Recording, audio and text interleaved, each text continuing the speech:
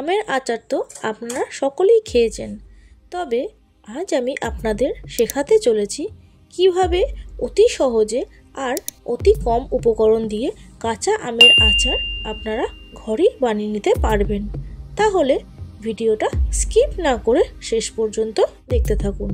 নমস্কার বন্ধুরা, আমি সঙ্গীতা, আপনারা দেখছেন সঙ্গীতা রান্নাঘর।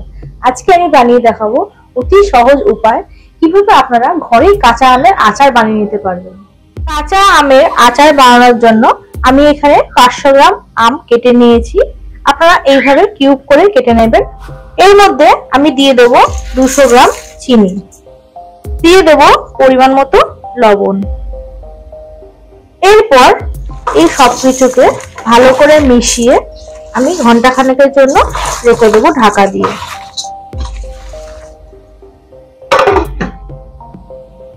যতক্ষণে আমার আমটা চিনির সাথে মিশছে ততক্ষণে চলুন একটা ভাজা মশলা বানিয়ে নিই। তার জন্য আমি নিয়েছি কিছুটা জিরে, কিছুটা গোটা ধনে আর 4টে শুকনো লঙ্কা। এগুলো আমি ড্রাই রোস্ট করে গুঁড়ো করে নেবো। ড্রাই রোস্ট করার জন্য আমি এটা কড়াই জ্বালিয়ে তাতে মোট গোটা মশলাগুলো দিয়ে দিলাম। দেখতে পাচ্ছেন মশলাটা আমার হালকা ভাজা ভাজা হয়ে গেছে আর একটা সুন্দর স্মেলও বেরিয়ে এসছে। এবার এটা আমি নামিয়ে নেবো। 1 ঘন্টা হয়ে গেছে। দেখতে পাচ্ছেন আমাদের আমের থেকে কতটা জল বেরিয়ে গেছে। এবার এটা আমরা ডাইরেক্টলি কড়াইতে দিয়ে দেবো।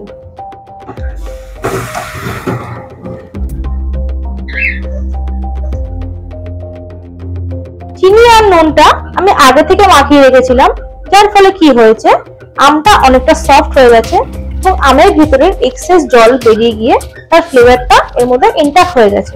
আপনারা যদি মনে করেন আপনারা ডাইরেক্টও চিনি আর নুন মিশিয়ে জাল দিতে পারেন। এর মধ্যে দিয়ে দেবো কিছুটা মৌরি আর দেবো সামান্য একটু কালো জিরে। তারপর ভালো করে মিশিয়ে নেবে।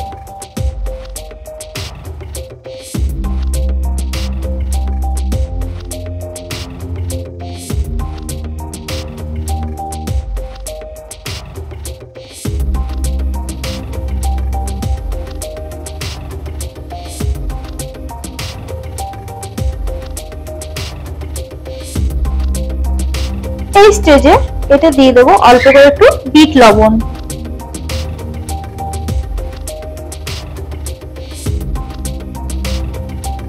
এরপর যে ভাজা মশলাটা বানিয়ে রেখেছিলাম সেটা দিয়ে দেবো। পর সমস্তটাকে ভালো করে মিশিয়ে নিতে হবে।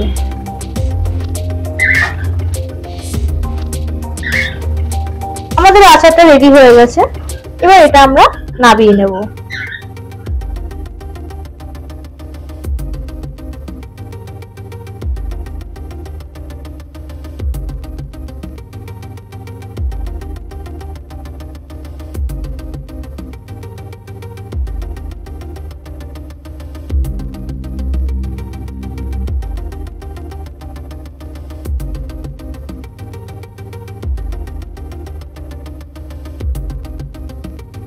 রেসিপিটি যদি আপনাদের ভালো লেগে থাকে তাহলে চ্যানেলটিকে সাবস্ক্রাইব করে পাশে থাকা বেল আইকনটা প্রেস করে দেবেন, যাতে আমার পরবর্তী ভিডিও খুব তাড়াতাড়ি আপনাদের কাছে পৌঁছে যেতে পারে। ভালো থাকবেন, সুস্থ থাকবেন। দেখা হচ্ছে পরবর্তী ভিডিওতে। ধন্যবাদ।